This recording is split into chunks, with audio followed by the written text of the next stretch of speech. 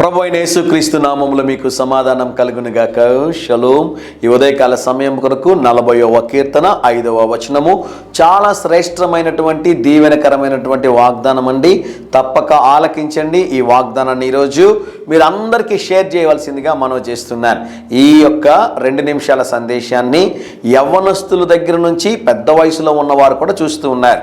నేను ఏ మాట చెప్పినా దాన్ని అందరూ పాటిస్తున్నారు. అందును బట్టి ప్రభు నేను ఎంతగానో స్తుతిస్తూ ఉన్నాను. ఎప్పుడైనా ఒకరోజు ఆమెన్ పెట్టండి అన్నాను అనుకోండి, 100కు పైగా మీరు నాకు రిప్లై ఇస్తుంటారు. సేవకుల ఎడల మీరు చూపిస్తున్న గౌరవాన్ని బట్టి ప్రభు నేను ఎంతగానో స్తుతిస్తూ ఉన్నాను. ఈరోజు దేవుడు చాలా శ్రేష్టమైన వాగ్దానాన్ని ఇస్తున్నాడండి. దయచేసి మీరు అందరికీ దీన్ని షేర్ చేయండి. మీ గ్రూప్స్ అన్నింటిలో కూడా మీరు స్టేటస్గా ఉంచవలసిందిగా మనవి చేస్తున్నాను. చూద్దాం. కీర్తనలు 40వ అధ్యాయము 5వ వచనము.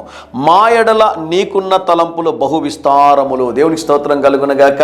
దేవుని నామానికే స్తుతి ఘన మహిమలు కలుగునగాక.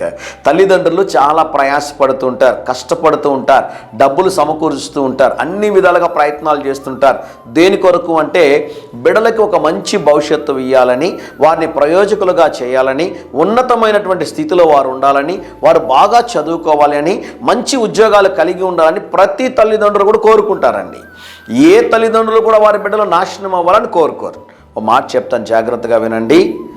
భయంకరమైనటువంటి తాగుబోతులైనా, వ్యభిచారులైనా, హంతకులైనా తల్లిదండ్రులు ఎటువంటి వారైనా కూడా వారు బిడ్డలు మటుకు ఆ స్థితిలోనికి రాకుండా వారు బాగుండాలని కోరుకుంటారు తప్ప, ఏ తల్లిదండ్రులు కూడా కరడు కట్టినటువంటి తీవ్రవాదులు కూడా వారి బిడ్డలు బాగుండాలని కోరుకుంటారు, కానీ నాశనం అవ్వాలని ఎవరు కోరుకారండి.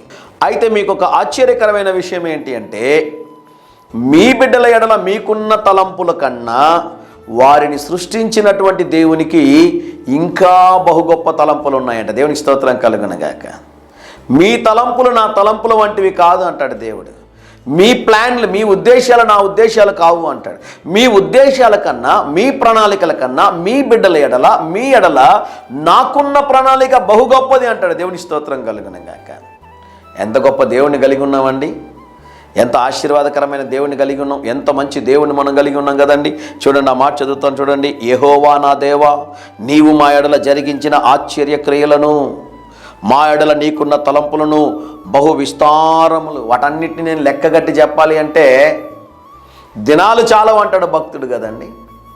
మీరు చేసిన మేలులన్నీ ప్రభు జ్ఞాపకం చేసుకుంటే నా జీవిత కాలమున ఆయుష్ అంతా జాలదు అంటాడు. దేవుని స్తోత్రం కలుగునుగాక. ఒక చిన్న ప్రార్థన చేస్తారు ఈరోజు. ప్రభువా, నా ఎడల, నా కుటుంబం ఎడల మీరు కలిగి ఉన్న తలంపులు బహు గొప్పవి, వాటిని గ్రహించే కృప నాకు ఇవ్వండి అని ప్రార్థన చేయండి. మీ చిత్తము మా జీవితంలో జరిగించండి ప్రభువా. మా ఉద్దేశములు, మా తలంపులు, మా కోరికలు, మా ఆశలు కాదు ప్రభువా.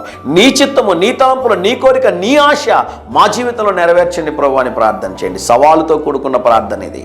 ఎంత దీవెనకరమైనటువంటి వాక్యం కదండి. ప్రభు మీతో మాట్లాడారు అనుకుంటా ఉన్నాను. మీరు నమ్మాలి ఒక మాటని. 29 ఇర్మియా గ్రంథం 11లో ఉంటుంది.